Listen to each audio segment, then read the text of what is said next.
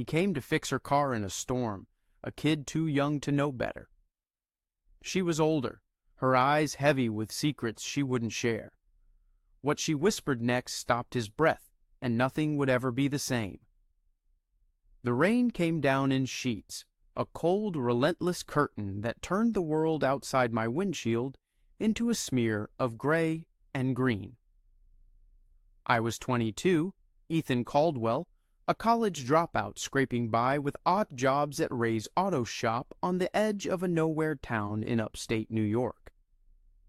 My beat-up sedan rattled along Route 12, the wipers struggling to keep up as I headed toward the Pine Hollow Motel, a sagging strip of rooms tucked between pine trees and a gravel lot that looked like it hadn't been touched since the 80s.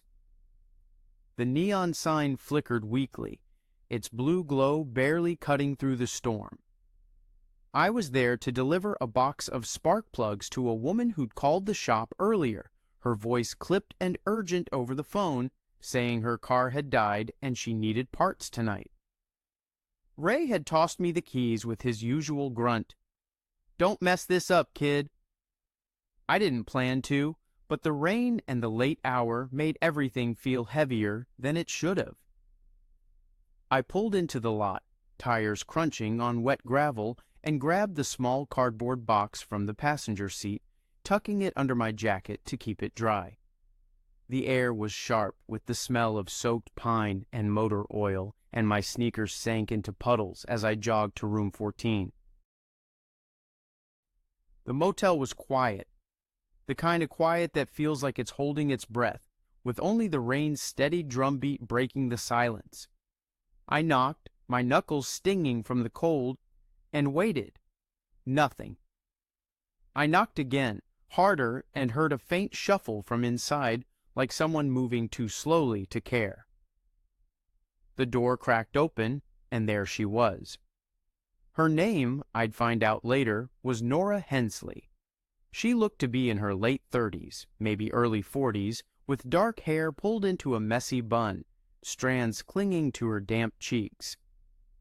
Her hazel eyes were red-rimmed, raw from crying, not the delicate kind you see in movies, but the kind that leaves you looking like you've been hollowed out. She wore a gray sweater that slipped off one shoulder, revealing a thin curved scar along her collarbone, and jeans that looked worn in, like they'd carried her through too many long days.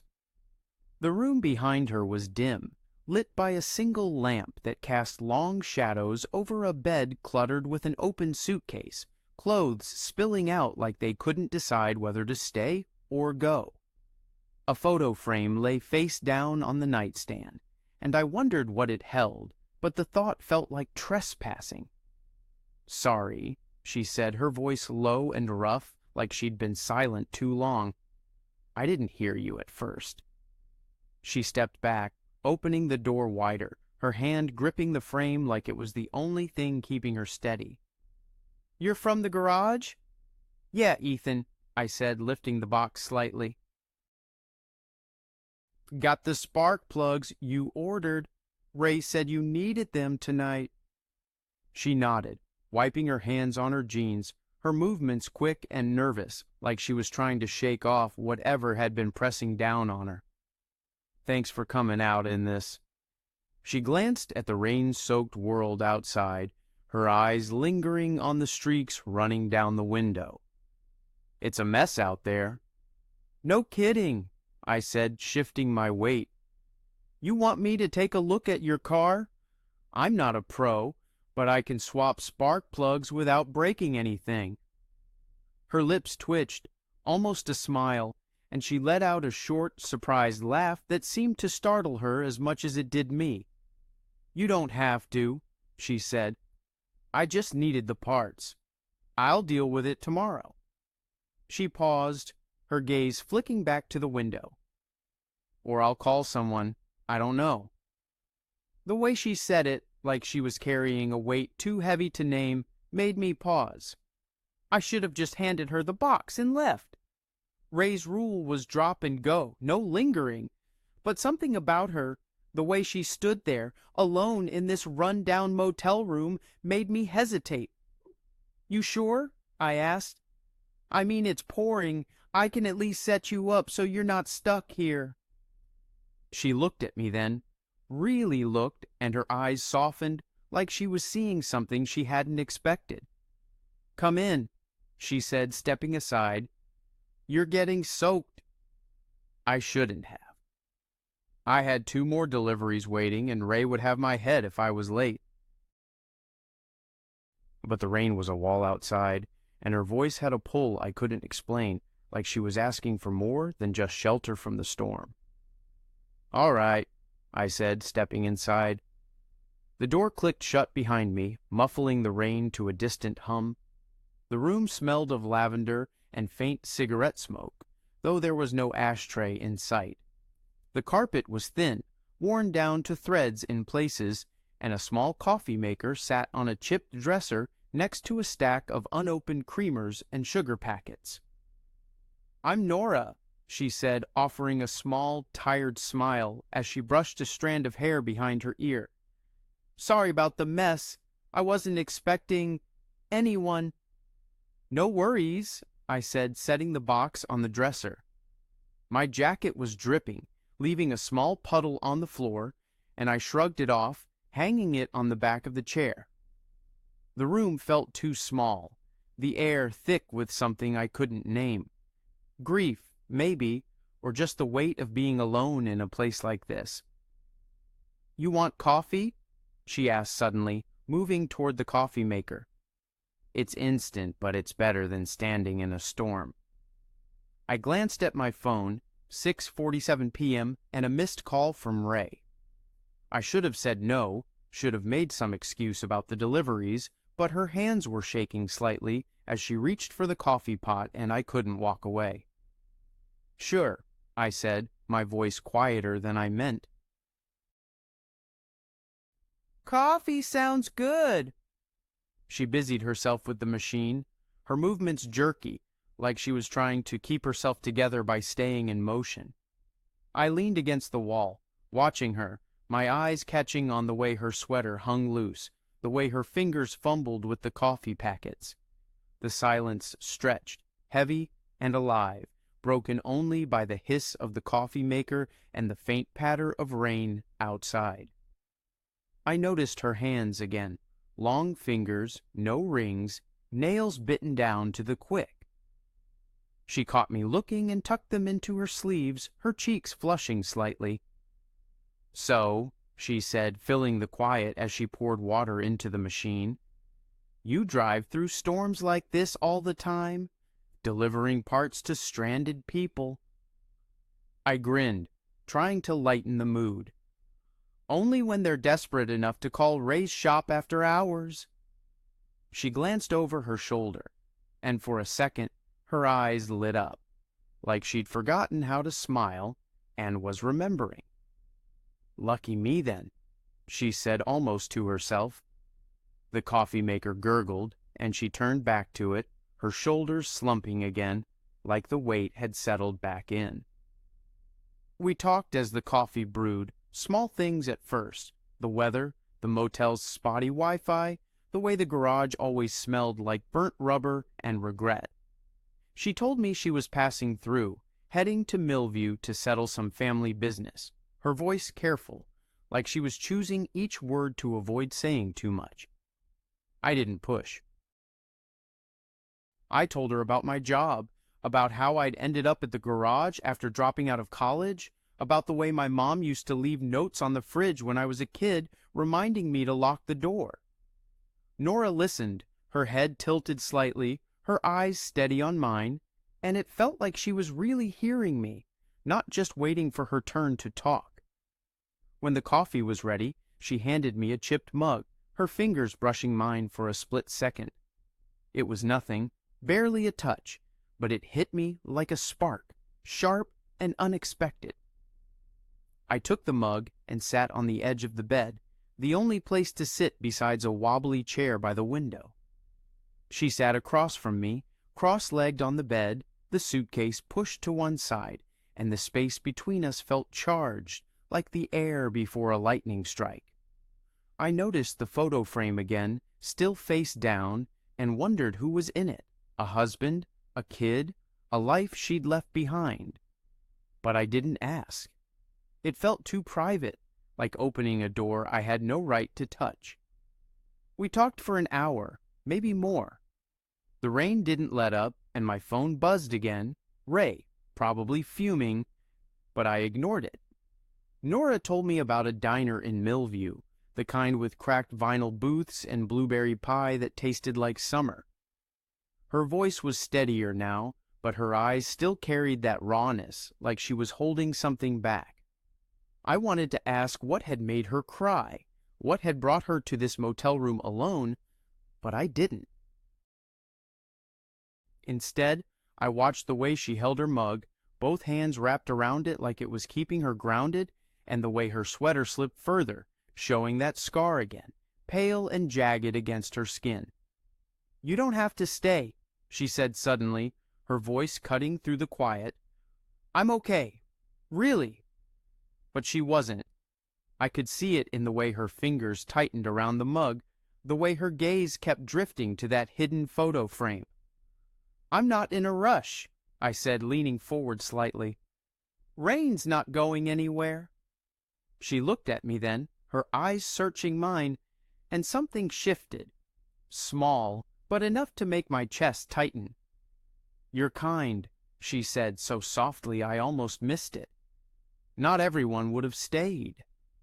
I shrugged, trying to play it off, but her words landed heavy, like they meant more than they should have. "I'm just here for the coffee," I said, and she smiled. A real smile, warm and alive, that changed her face entirely. For a moment, she didn't look like someone who'd been crying alone in a motel room. She looked like someone I could have known forever. Then she leaned forward, reaching for the coffee pot, and her hand brushed mine again. Longer this time, deliberate or not, I couldn't tell. My breath caught, and I felt the room shrink, the walls closing in until it was just us, just this moment. I wanted to say something, to break the tension, but my voice was stuck. She froze too, her hand still near mine, and for a second neither of us moved. I stood up too fast, nearly knocking over my mug. "I should check on those deliveries," I said, my voice rough, like I'd been shouting instead of sitting in silence. She nodded, her expression unreadable, and I grabbed my jacket, fumbling with the zipper like an idiot. The rain was still pounding outside, and I knew I wasn't going anywhere. Not really. As I reached the door, she stood, crossing the room in a few quick steps. Before I could say anything, her arms were around me, tight and sudden, her hair brushing my cheek, her warmth pressing against me. I froze, my hands hovering, unsure where to land. "Thank you," she whispered, her voice barely audible over the rain, and it felt like a secret, something meant just for me. Then she let go, stepping back, her eyes fixed on the floor, like she was ashamed of needing me there. I mumbled something about helping with her car tomorrow and stepped out into the storm, the door clicking shut behind me. The cold hit me like a slap, but I barely felt it. My heart was pounding, and my head was a mess of questions I didn't know how to ask. I stood there for a moment, rain soaking through my jacket, and wondered what the hell had just happened. This was only the beginning. You don't know what she'll risk in the next few hours. The morning after the storm broke with a fragile calm, the rain easing into a fine drizzle that left the world outside the Pine Hollow Motel cloaked in a soft gray haze. I hadn't slept much, my mind tangled in the memory of Nora's hug, the way her arms had wrapped around me like I was the only thing keeping her from unraveling. I was 22, Ethan Caldwell, a guy who'd spent the last year drifting through life, delivering auto parts and dodging questions about what came next. That moment in room 14, her warmth, her whispered "thank you" had lodged itself in me, sharp and unshakable, like a splinter I didn't want to pull out.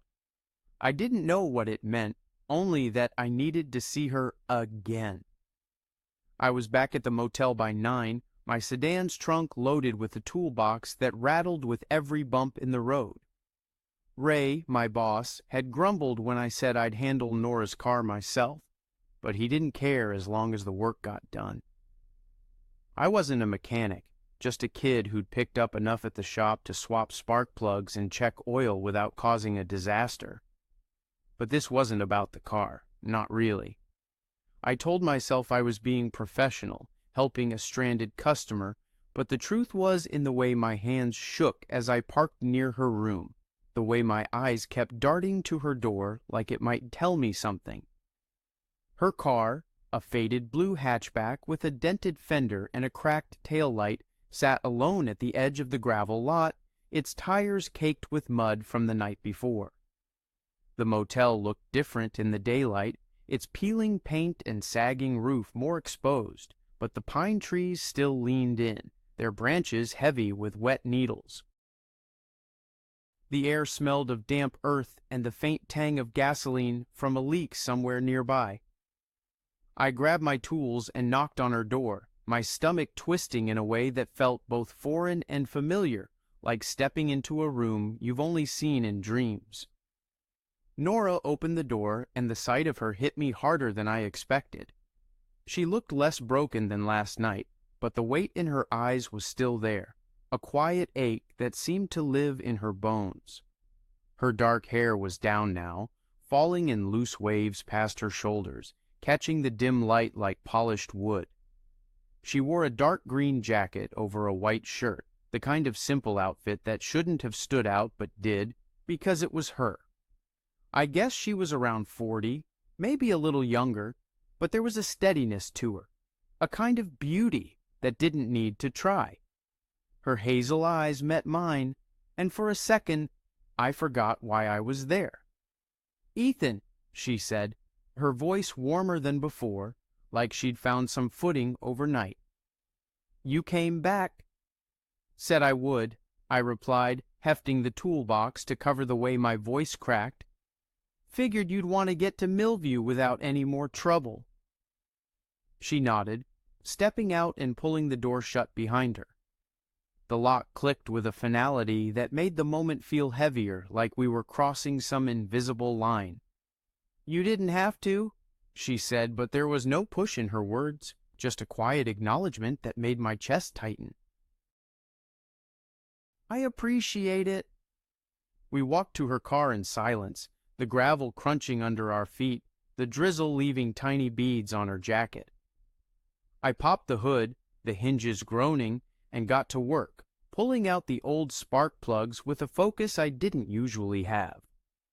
She stood nearby, arms crossed, watching me with an intensity that made my hands feel clumsy.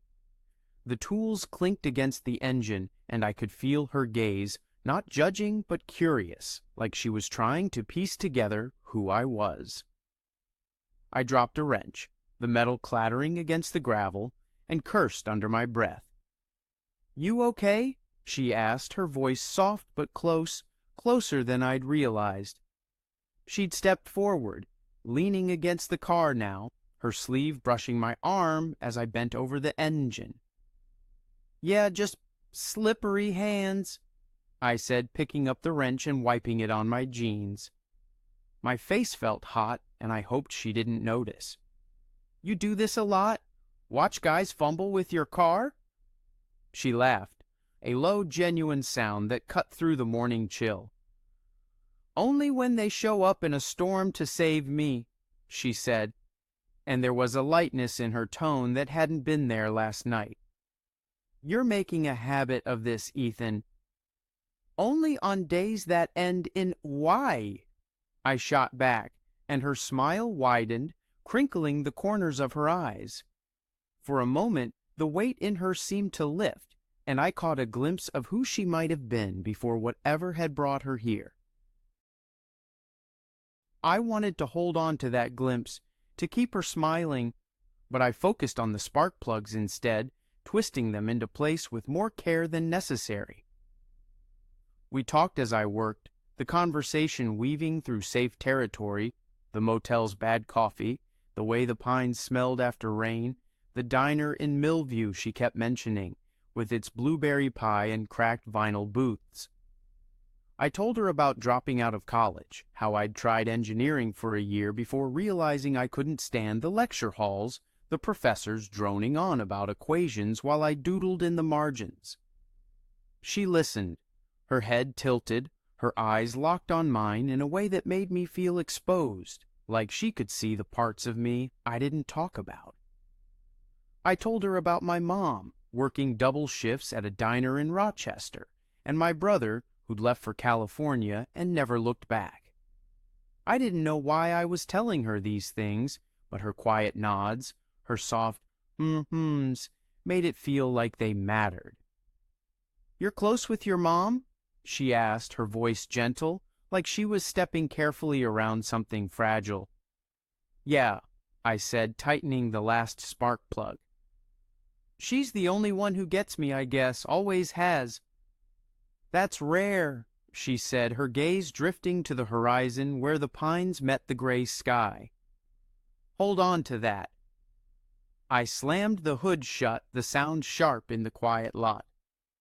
"Should be good now," I said, wiping my hands on a rag. "Want to test it?" She slid into the driver's seat, her movements graceful despite the worn-out car, and turned the key. The engine sputtered, then caught, humming smoother than I'd expected. She let out a breath, her shoulders relaxing, and looked at me through the open window. "You're a miracle worker, Ethan." "Just a guy with a wrench," I said, but her words warmed me more than they should have. I leaned against the car, closer to her than I needed to be, and noticed the way her hair clung to her neck, damp from the drizzle. That scar on her collarbone peeked out from under her shirt, and I wondered again what story it told, what kind of life she'd lived to end up here, alone in a motel off Route 12. She climbed out, leaving the engine running, and stood beside me, her arm brushing mine. The drizzle had stopped, but the air was still heavy, the world quiet except for the low hum of the car. "Come inside," she said, her voice soft but deliberate, like she'd thought about it before saying it. "I owe you that coffee." I should have said no. Ray was already blowing up my phone, and I had deliveries piling up, but her eyes held mine, and there was something in them, vulnerability maybe, or just a need to not be alone. "Yeah," I said, my voice barely above a whisper. "Coffee sounds good." Back in her room, the air felt different, less heavy than last night, but alive with something new, something that made my skin prickle. The suitcase was still open, but the clothes were folded now, stacked neatly like she'd made a decision to move forward. The photo frame was gone, tucked away somewhere, and I wondered if she'd hidden it because of me. She moved to the coffee maker, her hands steadier than before, and I sat on the edge of the bed, the springs creaking under my weight. The room was small, the walls stained with years of travelers' stories, and the single lamp cast a warm glow that didn't quite reach the corners. She handed me a mug, her fingers lingering near mine for a moment too long, and I felt that spark again, sharper this time. We sat on opposite ends of the bed, the only place to sit, and the space between us felt like a tightrope, stretched thin and trembling. She asked about my life, and I found myself talking more than I ever did. About my mom's late-night shifts, the way she'd hum old jazz songs while washing dishes, about my brother's postcards that stopped coming years ago. Nora listened, her eyes never leaving mine, and it felt like she was collecting every word, storing them somewhere safe. When it was her turn, she was careful, her words measured. She'd been married once, she said, a long time ago, but it didn't last. Her voice tightened when she mentioned her daughter, Lila, a teenager who lived with her ex-husband in another state. "She's 16, Nora said, her fingers tightening around her mug. "Thinks she knows everything, but she's still so small, you know?" "Yeah," I said, though I didn't, not really. I didn't have kids, didn't know what it was like to miss someone that way, but I could feel the ache in her voice, and it made me want to reach out, to do something, to ease it. "You miss her," I said, not a question. "Every day," she said, her gaze dropping to her coffee. The silence that followed was heavy, filled with things neither of us was ready to say. I reached out, my hand brushing hers, not planned, but not accidental either. Her skin was warm, and she didn't pull away. Her eyes flicked up, searching mine, and I saw the conflict there, wanting this, fearing it, knowing it was wrong. "Ethan," she said, her voice barely a whisper, "why are you here?" I didn't know how to answer. I was here because of a delivery, because of a broken car, because of the rain. But none of that was true anymore. I was here because of her, because of the way her eyes held mine, because of the way my chest ached when she said my name. "I don't know," I admitted, my voice rough. "I just couldn't leave." Her hand turned in mine, her fingers curling around my palm, and the touch was like a current, pulling me under. I froze, my heart pounding, knowing this was a line we shouldn't cross. She was older, a stranger, someone with a past I couldn't begin to understand. I was just a kid, barely holding it together, with no right to be here. But her hand stayed in mine, and her eyes asked a question I wasn't sure I could answer. "I should go," I said, but my body didn't move, anchored by her touch. "You should," she agreed. But her fingers tightened, holding me there, and the air between us crackled with everything we weren't saying. "What she does next will leave a mark he'll carry forever. You won't see it coming." The air in Nora's motel room hung heavy, like the moment before a storm breaks, every sound sharpened. The faint hum of the air conditioner, the creak of the bed as I shifted, the unsteady rhythm of my own breathing. I was 22, Ethan Caldwell, a kid who'd spent too long running from choices I didn't know how to make. And now I was here, caught in a moment that felt bigger than me. Nora's hand was still in mine, her fingers warm and steady against my palm, her pulse a quiet echo of my own racing heart.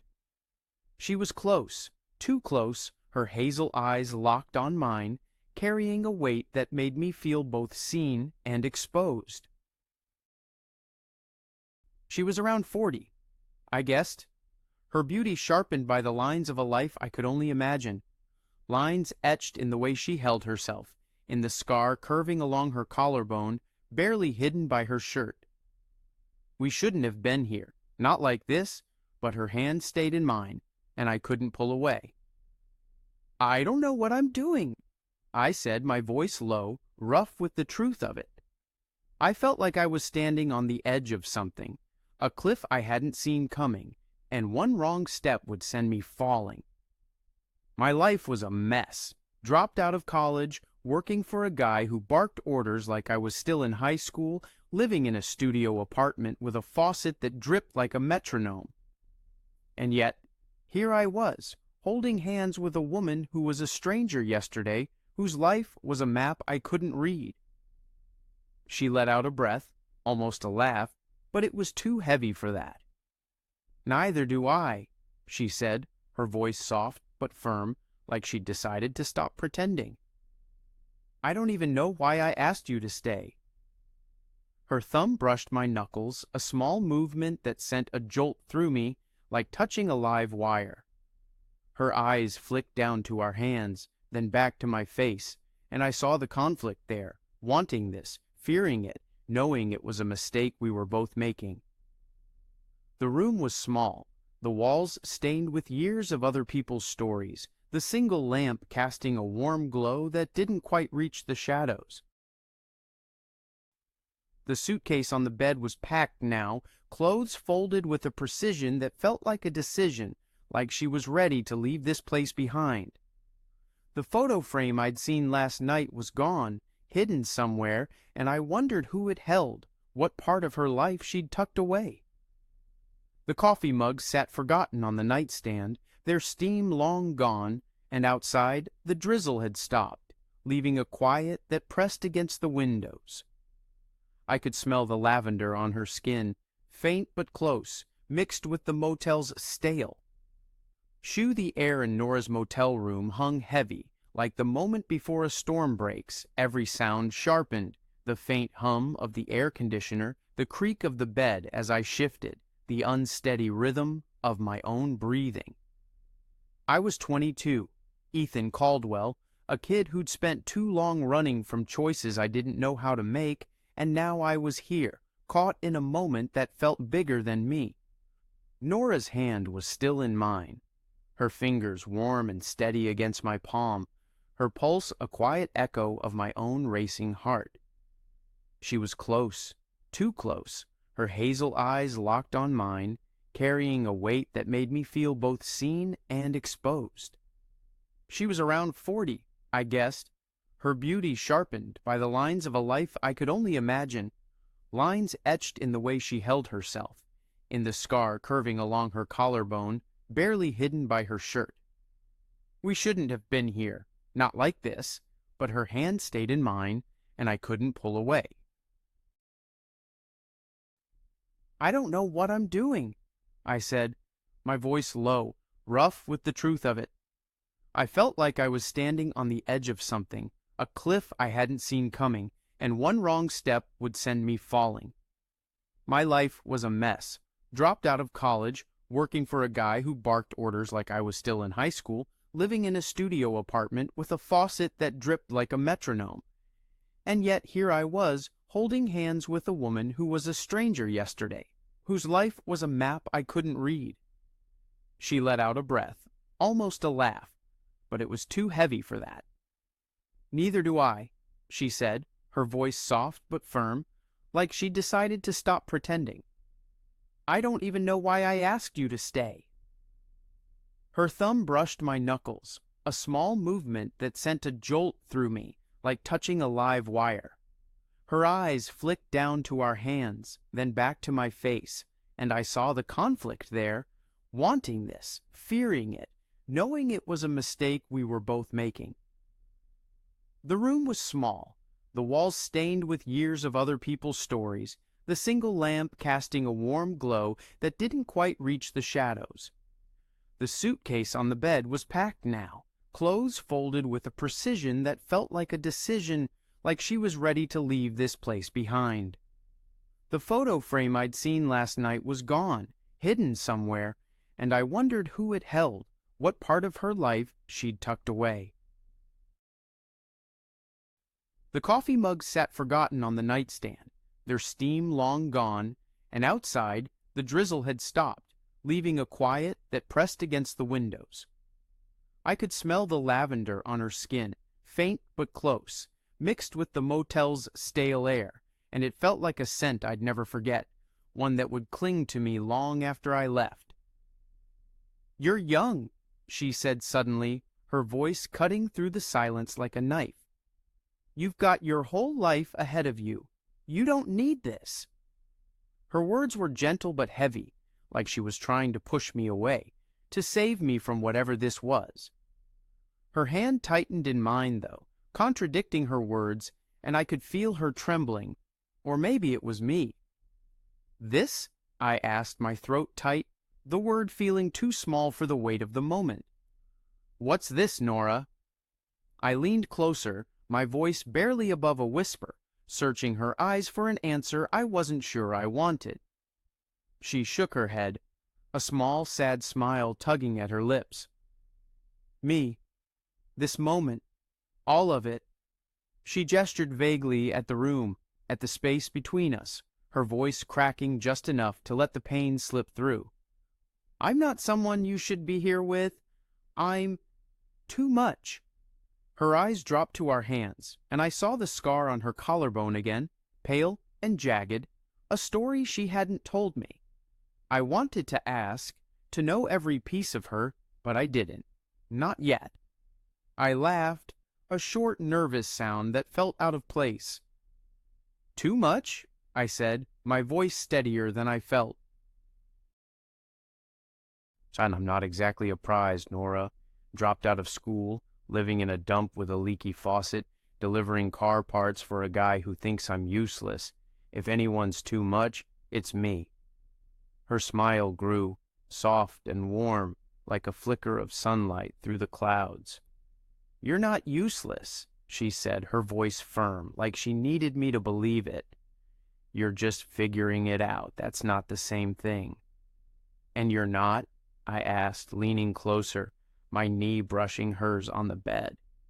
The springs creaked, a small sound that felt too loud in the quiet. "You're here, in this motel, fixing a car, heading to Millview for something you won't talk about.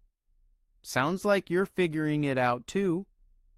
Her eyes softened, and for a moment she looked younger, like the weight she carried wasn't as heavy as it seemed. "You make it sound so simple," she said, her voice barely above a whisper. "It's not."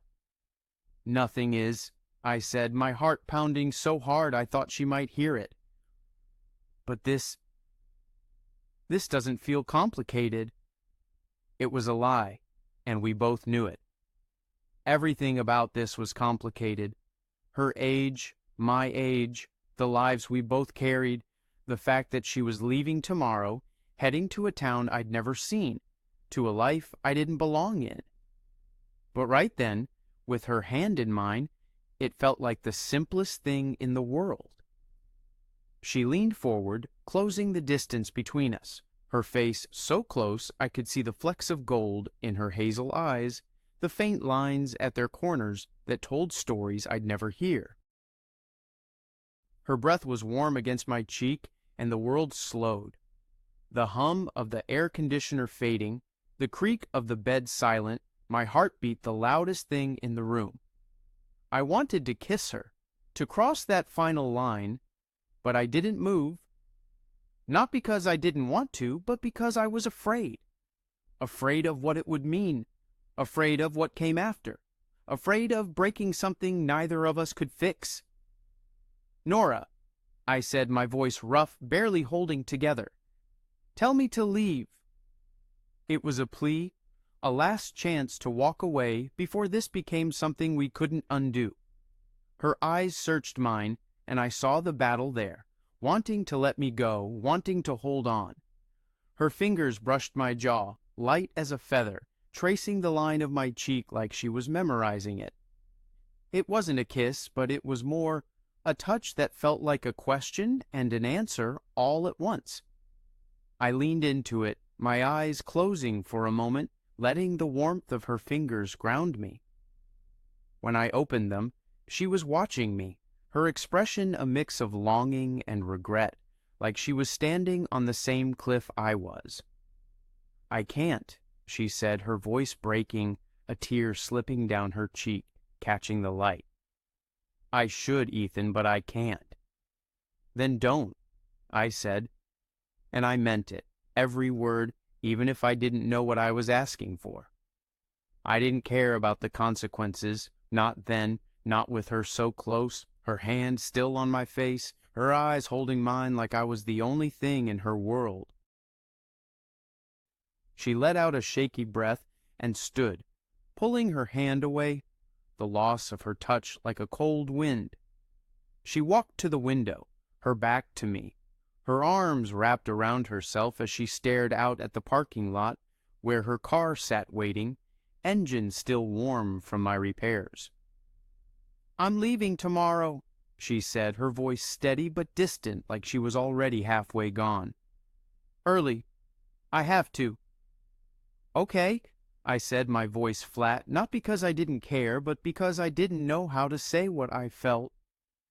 My legs felt unsteady as I stood, the bed creaking again, and I crossed the room to her, stopping just short of touching her. I could feel the heat of her body, the faint lavender scent that clung to her, and I wanted to ask about the scar, about the photo frame, about the tears I'd seen when I first arrived. But I didn't. Some questions felt too heavy, like they'd break the fragile thing between us. "You're a good person, Ethan," she said, turning to face me, her eyes wet but not crying, not like last night. "Better than you think." I swallowed, my throat tight. "So are you," I said, my voice low but sure. "Whatever you're carrying, whatever happened, it doesn't change that." I meant it, every word, even if I didn't know the half of her story. I could feel it in her, the goodness, the strength, the pain she didn't let define her. She reached into her pocket, pulling out a small folded piece of paper, her fingers trembling as she pressed it into my hand. Her touch lingered, warm and fleeting, like a promise she wasn't sure she could keep. "My number," she said, her voice barely above a whisper. "If you're ever in Millview." I looked at the paper, then at her, my heart pounding so hard I thought it might break through my ribs.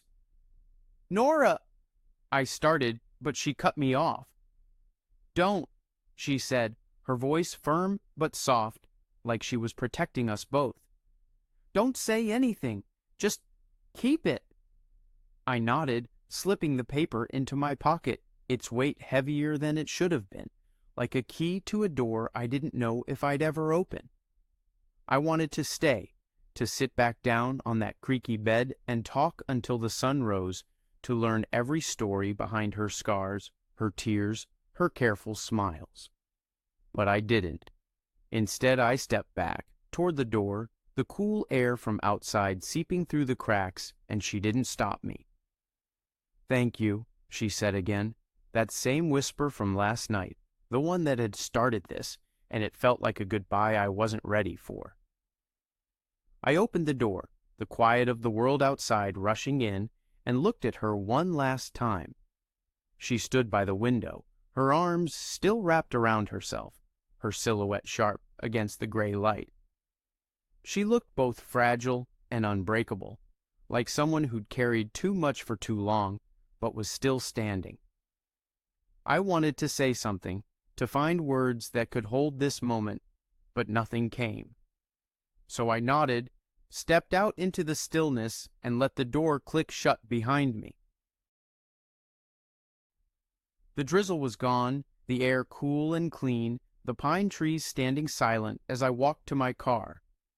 The paper in my pocket felt like a stone, heavy with possibility, and I didn't look back, though I felt her watching me, her gaze a weight I carried all the way to my sedan. I drove away, the motel fading in my rearview mirror, the hum of the engine the only sound. Something had changed, not just for her, but for me. I didn't know if I'd call that number, if I'd drive to Millview, if I'd chase this feeling or let it stay here, in a motel off Route 12. But I knew it would stay with me, a moment carved into my bones, a story I'd tell myself years from now when the world felt too big and I needed to remember what it was like to feel alive